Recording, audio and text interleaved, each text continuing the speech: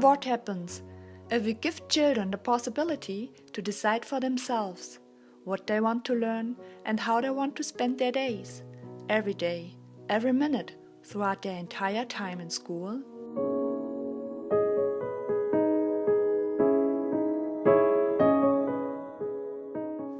What happens if we take the young as equal and see them as people with rights?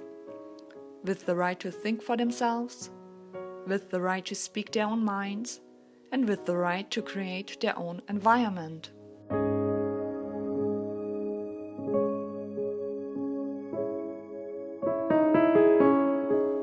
Sudbury schools are free democratic schools that offer this great freedom to each individual. They are schools that give children the right to create the conditions and surroundings of their learning experience, supported by trust.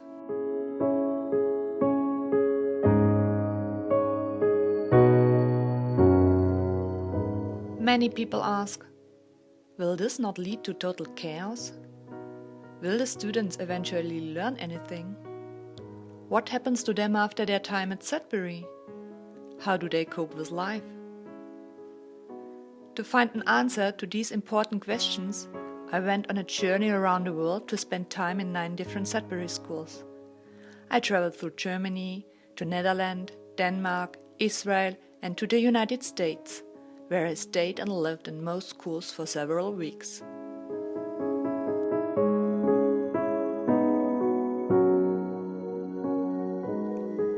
On my journey, I took the chance to interview a lot of students and alumni and ask them questions like, what are you learning here? What did you already learn? What do you get here for your life?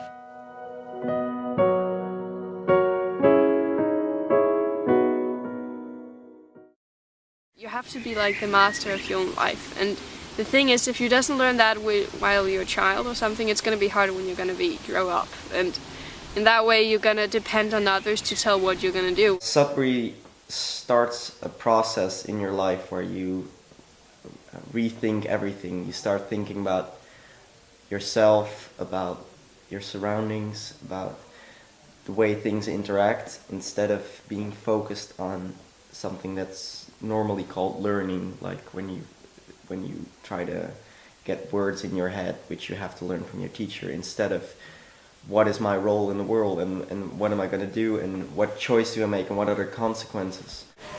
It's been really helpful in what it doesn't do, as it were, that it doesn't invade my privacy or my space or things I need to do. It really gives me the room to grow up and find out what I want to do and who I want to be.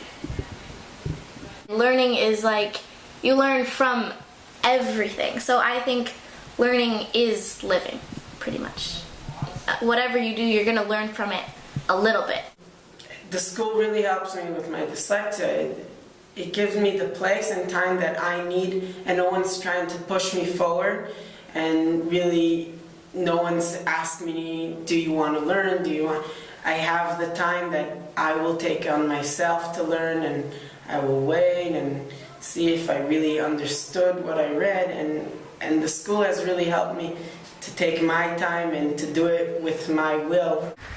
The challenge to be in the school is to get to know yourself, get to know who you are, get to know what your passions are, get to know what your dreams are, which is something I find, extremely challenging. My life are my responsibility, and if I want them to be different, it's my doing, and I need to make them different, and I need to put the effort to make my life better and stop blaming other people for what's going on in my life and start doing, and that's a humongous change that's following me till today and changed my life completely.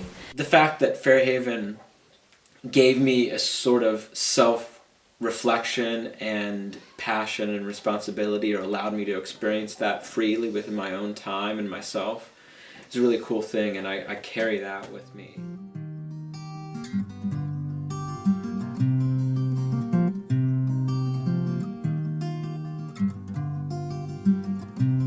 During that journey I could see how powerful the Sudbury experience is for a lot of students and how positive and successful the impact is that these schools have on the students.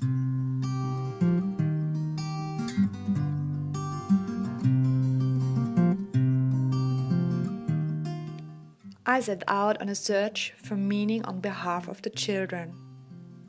I came back with a sense of meaning for humanity.